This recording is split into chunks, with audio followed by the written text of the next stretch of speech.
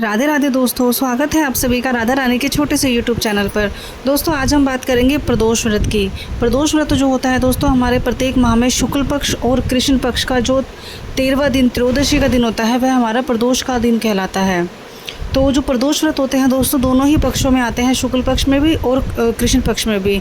शुक्ल पक्ष में किया गया प्रदोष का व्रत घर में धन लेकर आता है, लक्ष्मी माता की बरकत करता है, लक्ष्मी का वास घर में करता है। और जो कृष्ण पक्ष का प्रदोष व्रत होता है वह किसी के भी शरीर में बुरी बीमारी है, रोग की मुक्ति कराता है। तो आप अपने हिसाब से, अपनी ज़रूरत के हिसाब से अपने ये व्रत रख सकते हैं, पहली चीज़। दूसरी चीज़ दोस्तों कि देखो, प्रत्येक मास अभी जो हमारा आषाढ़ महीने का कृष्ण पक्ष चल रहा है, तो कृष्ण पक्ष की जो प्रदोष व्रत पड़ रहा है वो पड़ेगा 22 जून को, यानी कि रविवार के दिन। रविवार के दिन हफ्ते के 7 दिन आते हैं, सातों दिन जब भी हमारा प्रदोष व्रत पड़ता है तो उसका अलग अलग ही महत्व होता है। कोई व्रत हमें धन की प्राप्ति देता है, कोई व्रत हमें संतान की प्राप्ति देता है, कोई हमें बीमारी से मुक्त कराता है, कोई व्रत हमें घर में बरकत के लिए या सफलता के लिए होता है। हर तरीके के व्रत होते हैं। जो सातों दिन पड़ते हैं ये प्रदोष व्रत, तो हर वार का प्रदोष व्रत का एक अलग ही महत्व होता है। तो इस बार जो रविवार को प्रदोष पड़ रहा है, और रवि प्रदोष व्रत का महत्व होता है शरीर से रोग की मुक्ति। तो आप अपने शरीर में, आपको कोई भी ऐसी बीमारी हो जो बहुत से लंबे समय से चल रही हो, इलाज करवा रहे हैं लेकिन नहीं असर पड़ रहा है, तो आप भी ये प्रदोष व्रत रख कर देख सकते हैं। दोस्तों 22 जून को जो प्रदोष व्रत की पूजा की अवधि है, प्रदोष व्रत जो होता है उसकी पूजा हमेशा शाम के समय की जाती है, सूरज छिपने के 1 घंटा बाद तक।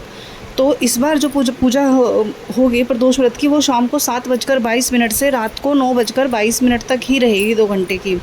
आप इस समय अपनी प्रदोष की जो पूजा है वो आराम से कर सकते हैं, और पूजा का समय जो रहेगा प्रदोष का वो यही रहेगा। तो दोस्तों हम बात करेंगे प्रदोष व्रत की कथा की। जो भी ये लोग व्रत रखते हैं प्रदोष का, महीने का, दोनों प्रदोष का या एक प्रदोष का, तो प्रदोष के दिन पूजा पाठ करते हैं, तो कथा सुनने से हमारे जो व्रत होते हैं उनका लाभ हमें और अधिक मिल जाता है। और एक तरीके से कहें तो बिना किसी भी व्रत की कथा सुने जो व्रत होता है वो संपन्न नहीं होते हैं।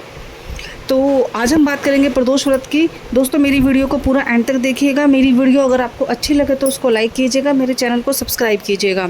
ऐसे ही मैं आपके लिए अलग अलग अन्य वीडियो कथाएँ लेके आती रहूँगी, जिससे कि आपको सनातन धर्म की जो शक्ति होती है या भगवान ने किस प्रकार से ये व्रत त्यौहार बनाए उनका आपको पता लगता रहेगा। तो हम बात करते हैं प्रदोष व्रत की। प्रदोष व्रत ऐसा था कि एक समय की बात है, एक नगर में एक राजा रहता था। तो और उसी नगर में एक ब्राह्मण और एक ब्राह्मणी भी रहते थे। वो दोनों ब्राह्मण और ब्राह्मणी बहुत गरीब थे, निर्धन थे। उनके पास एक ही संतान थी, उनका एक लौता पुत्र था। बहुत गरीब होने के बाद, ना कोई धन संपत्ति, ना कोई व्यापार, कुछ भी ना होने के बाद वे लोग बहुत ही अपने जीवन में खुश थे, बहुत साधारण तरीके से अपना जीवन जीते थे।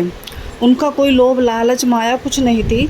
सिर्फ जो ब्राह्मणी थी, जो ब्राह्मण था वो तो अपनी पूजा नीति नियम से करता था, सुबह शाम जैसे उसको बन पड़ता था। और जो ब्राह्मणी थी, ब्राह्मणी की एक ख़ास बात थी कि वह जो पूजा करती थी वह प्रदोष का व्रत ज़रूर रखती थी। हर महीने की दोनों प्रदोष आती हैं, 2 प्रदोष, दोनों का व्रत ज़रूर रखती थी।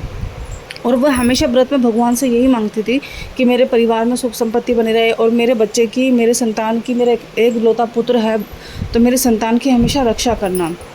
तो एक दिन क्या हुआ, जो ब्राह्मणी का पुत्र था उसने अपनी माँ से बोला, यानी कि ब्राह्मणी से बोला कि माताजी मेरे को गंगा नहाने की बहुत इच्छा हो रही है, और मैं गंगा स्नान करने के लिए गंगा जी जा रहा हूँ।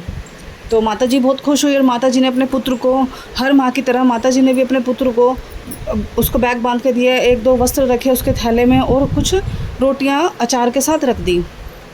तो जैसे ही जो ये बच्चा था अपने घर से निकला पूजा के लिए,